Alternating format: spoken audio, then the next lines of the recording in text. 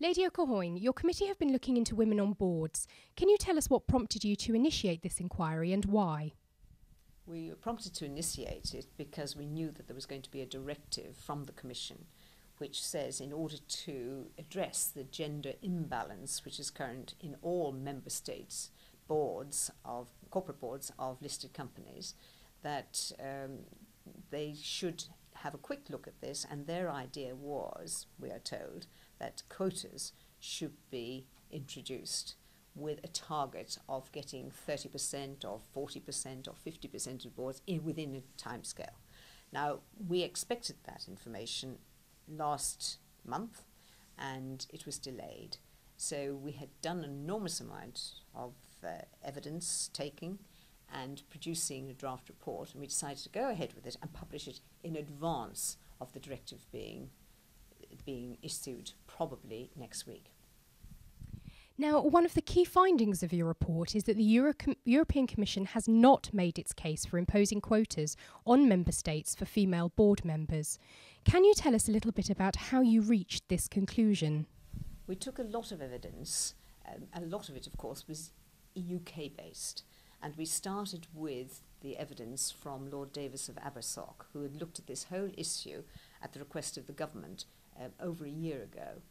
And he gave us a lead, if you like, into what was happening in some of the other member state countries. So we then went and looked at that.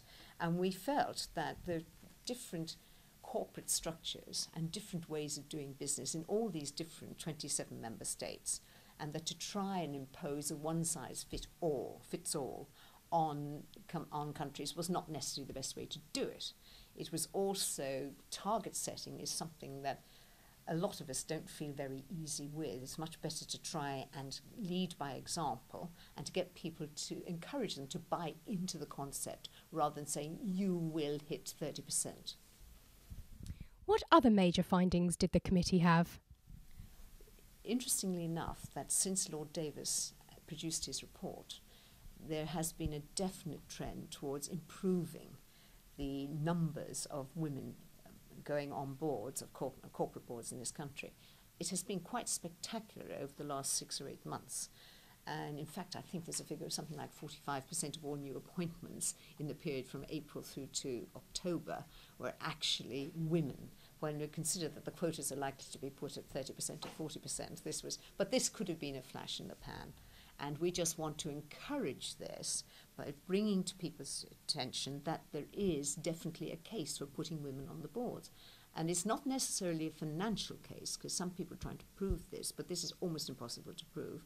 But just discussing it with various witnesses, including headhunters, leaders of major organisations, and women groups themselves, we decided that this really was something which could affect the overall performance of boards in a very positive way, changing the culture, but more importantly, encouraging young women that this is not an area where they cannot go.